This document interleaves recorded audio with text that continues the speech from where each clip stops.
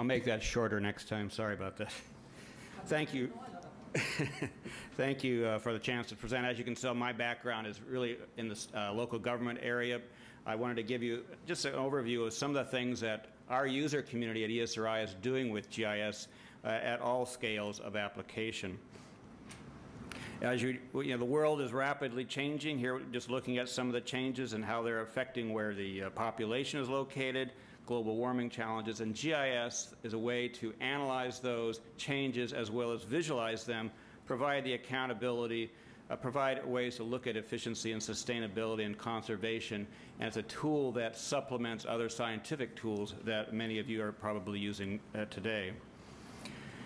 So what is that? The approach that we need is some way of looking at how population density and how that is, for example, is causing these changes to our globe and how we can then plan to mitigate those or adapt to those changes as they occur. Geospatial technologies are providing Geospatial technologies are providing a foundation for analyzing a variety. Evan touched on a few of them, like changes in the coral reef. We've been hearing about them all along, that anything that has a spatial aspect to it, that is where you can locate it or locate it in relationship to something else that it may impact, that's where GIS can be a potential tool. So whether it's the ozone layer or some subsurface condition that we might want to look at for sequestering carbon, GIS can help you analyze those relationships and the potential of that resource to deal with a particular climate change issue. One of the things that I think, for those of you who have not worked with GIS in recent years or are not real familiar with it, it's really changed quite a bit from your father's GIS. It's no longer just points, lines, and polygons and some models.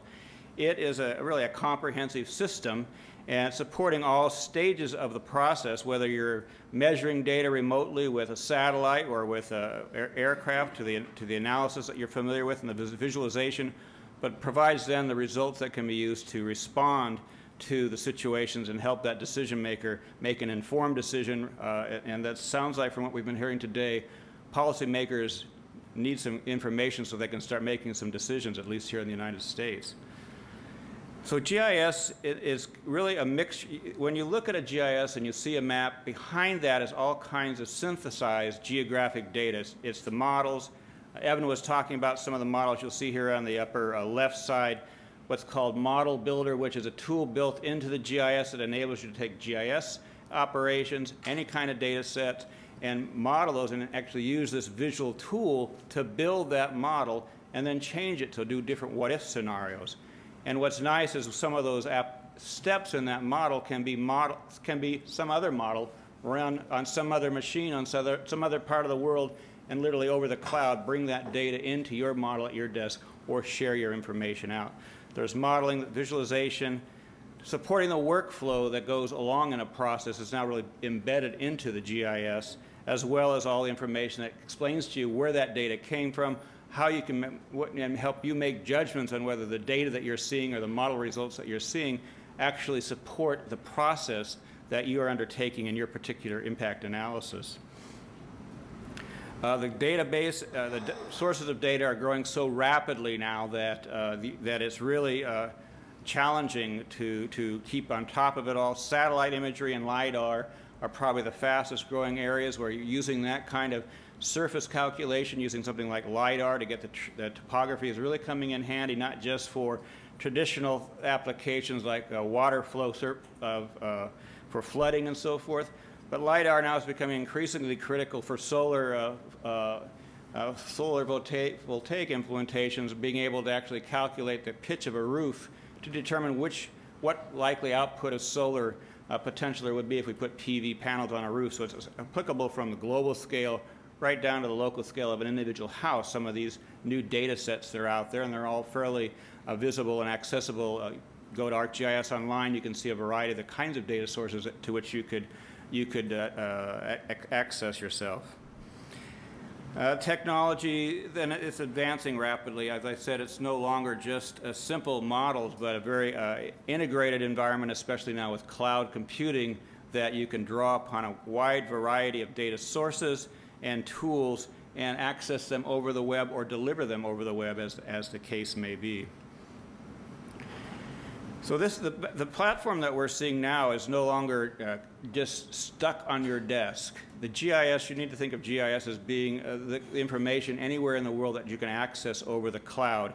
And that's not just data, that's also the models that people are using to do analysis. If they publish that information so that you can see it on the web, you can be accessing it not by just downloading it to your computer, but actually running that model on their computer using the web, or running it on even a third machine that you're renting space on. So the challenges of having to try to bring all that information together that you might want to use for an analysis, bring it to one spot with all the models, it's now really been overcome by the advances in computing and networking, that you can really access information and models from just about anywhere and bring them together to support your analysis processes. Many different groups are building this geographic information. One example is the European Environment Agency, which provides a great variety of environmental data on the European continent. The U.S. government, I think it's usdata.gov, has a portal to all the federal agency kind of data sets out there. So there are large portals to which you can go access information from a variety of national sources as well as state sources. Yeah, so it's really becoming a scientific platform now. It's integrating GIS using these different programming languages. We can begin to actually use GIS to perform scientific work, and as the little animation is showing here, it really is GIS is not just 2 or 3 dimensional, it's 4 dimensional. It can be time aware. You can model change over time, and many of the models you're seeing of global change are using that kind of capability within GIS to look at what's going to be happening over the 10, 20, 30, 40-year time frame. And it's also GIS has become quite a bit more three-dimensional in terms of being able to really visualize urban spaces that may have impacts on the climate or the microclimate, if you will. So GIS is used at all levels of government, whether it's for socioeconomic tools, environmental management, but it's from the city through the global organizations can use GIS to address these different kinds of issues that collectively respond to deal with climate change, climate adaptation, climate mitigation. And just a few examples. I think we just saw Climate Wizard as an example of one tool that can be used for climate modeling. It's been used for environmental change monitoring really for decades. We see here sea surface temperature examples, ocean monitoring, coal mine sludge. So we've had a few challenges with that in the Appalachians of late. This example here happens to be from Germany, where they're using it to model how that changes in that problem may be affecting their particular region. Visualizing different kinds of impacts, whether it's flood vulnerability under different scenarios, or changes in crop damage that may result as a result of changes in sea level rise, for example. There's another example of an application that you can access on the web. This one's looking at adaptation, is adaptationatlas.org put together, and they have different scenarios of what areas will be affected and what the different consequences may be for doing that. And again, all of these sort of sites are going to have the metadata that explains what's behind what they've done, so you can make your own determination. Is this particular source valid for the application to which you wish to apply it? GIS has been used in natural resource management for many decades. Here are just a few examples of the kind of things going on around the world. And these are all examples that were put together by people that are using our technology. That's why I'm not speaking to any of them in depth, because they're examples of users such as yourselves using this work to accomplish various sorts of work that they are doing in their day-to-day jobs. Carbon management, whether it's the amount of a national emission inventory done in a three-dimensional style, or where's the sequestration potential in the middle of the United States. Carbon trading, a lot of different examples of models that are already integrated with GIS that can help you begin to look at these aspects of GIS. An example of a sequestration model is here with the country of Guyana. They have teamed up with various organizations that they're really using the carbon management process to have funds from carbon investment, purchase and maintain their forests, as part of a global process. I'll try to rip through these really fast. Renewable energy, whether it's at the global level or, as I mentioned, at the rooftop level, of what are the roofs that are most effective, what going to give you the greatest yield on solar potential. Same sorts of tools being applied in different manners. And renewable energy here, the national wind resource potential, where are the areas with the greatest potential for wind. Same sort of things for geothermal. And getting down here, the lower left corner is Solar Boston, a project for the city of Boston evaluating each rooftop for its solar potential. On the lower right then is biomass potential in the state of California. Where is the greatest generation of biomass that might be useful for renewable energy? Then where might we want to locate facilities to process that bio waste into some kind of renewable energy output?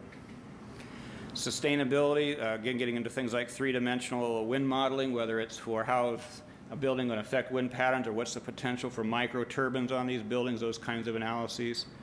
Environmental accounting, carbon accounting, whether it's, this example here is modeling of trees in the city of Redlands and how much carbon sequestration is going on there. Eventually, cities are going to want to get credit for the street trees that they plant and how that is going to be of benefit to their environment, or more global scale stuff such as American Forest does for using satellite imagery to look at carbon sequestration potential and so forth.